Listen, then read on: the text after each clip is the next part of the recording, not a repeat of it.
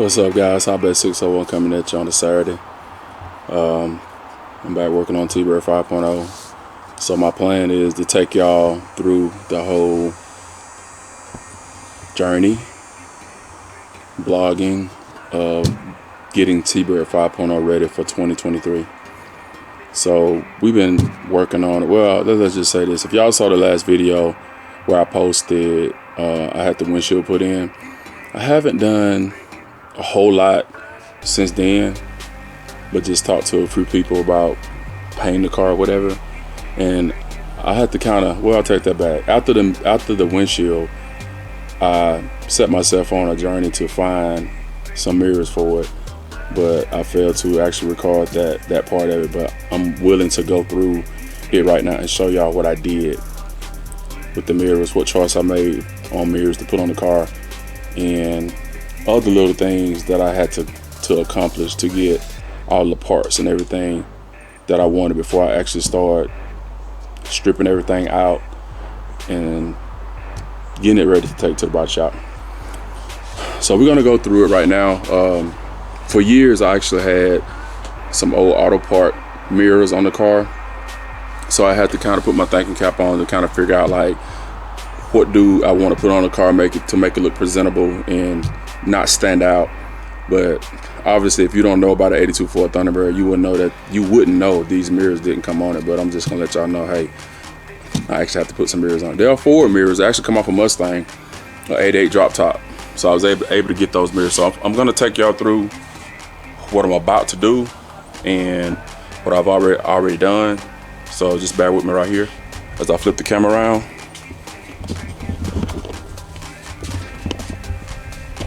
Alright, so here's what I came up with. These are, like I said, 88 Mustang drop top mirrors, which went on very well. They were power mirrors, but I did away with the power on them and just actually made them manual. So for this glass, I can just adjust it with my hand and set it where I want it. The last mirror that I had, when the base played, they actually dropped down. So I actually tested these with the base and they stay put. So they're on there for now, which they gotta come back off to be painted. So as of the other side, just gonna show y'all what it looks like. And I actually made this piece right here. This is another piece I made. Just the back part of the factory mirror, I cut it. It actually had a hole in the middle, and I had a guy actually bundle it and fiberglass it for me. And I used windshield adhesive to mold it in so it won't move. So this part also will be painted the same color of the car. So that's what I actually did with the mirror. And one more thing, I got to have molding go in here to hide these holes. Didn't have any on the car for years. And this piece right here, we're coming back to that. That little open, we're coming back to that. So I'm just gonna show you what the back of the car looked like with molding. That's what it looked like. But 82 Thunderbird, you can't find no parts for it other than the donor car that I have. I got what parts that are needed. Of course, y'all see the brand new windshield. If you missed that, I got a video of me actually going to get that put in. I'll leave a link at the end of the video. Better yet, I'll put a link to the description down in the bottom so y'all can go back and look at when I put this brand new windshield in here.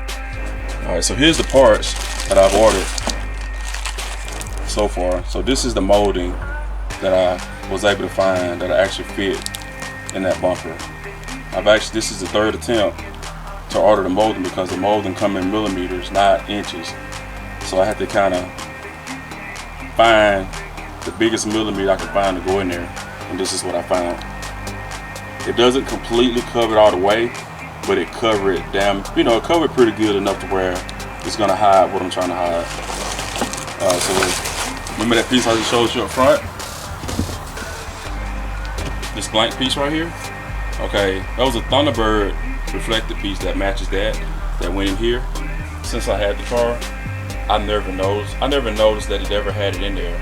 Of course, my lights always stayed open. So I gotta wait until I actually finish it.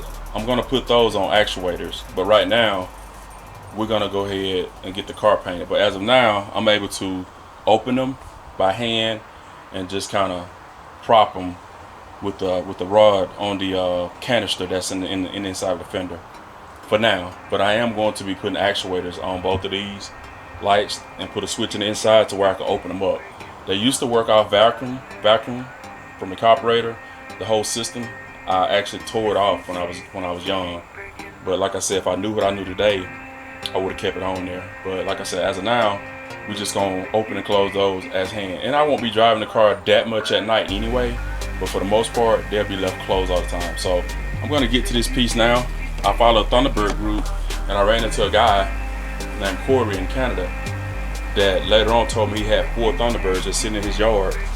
So I asked him, did he have the replacement to go in there? And he did. And I was afraid all the way from Canada that these would actually come broken through the mail, but they didn't. So here they are. So I have these 2 to go off in those blank spaces. And I'll probably be using some windshield adhesive also to go into, to put, to make them stay. But that's pretty much what it looks like. Be the closest I can get, you know what I'm saying? Actually feel that hole in. Before these, I was actually going to just paint the inside, but that would look so much better with that in there and not have to worry about painting in that centerpiece. Same thing for this side. It's a reflector that goes in here also. It's like an amber one goes here, and then a clear one goes here. He's supposed to be searching his pile that he tells me that he's gonna sell me and send me more to go in that space. So in the meantime, that's not gonna stop me from going ahead on and paint the car. So what I may do is hopefully he'll let me know if he finds some, because I don't want to put any paint there if I gotta actually stick that reflector there.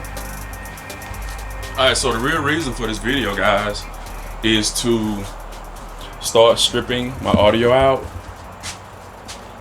which I hate to do it, but I mean, I gotta do it. My car might be at the paint shop for 2 months or whatever, and I'd rather take a chance of all of my equipment being at home with me versus in this car. So 418s, we're gonna take them out. We're gonna take the 4/8 in the floor out, and I'm not sure about the tweeters right now because I actually caught hell getting them in there. We might take those out too. But the main thing is the 4/8s, the 18s, my radio, my preamp, my crossover, and we're gonna take everything out the trunk. We're gonna take my 4 amps out. We're gonna take my C-Max battery out. We're gonna take my regulator out, and that's pretty much it.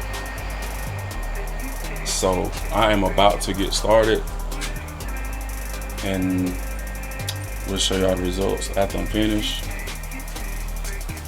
and we'll take y'all along with me once we do some other things to the car. And one more thing to add, I drove the car about two weekends ago to the body shop, and I noticed my strut on this side was very soft.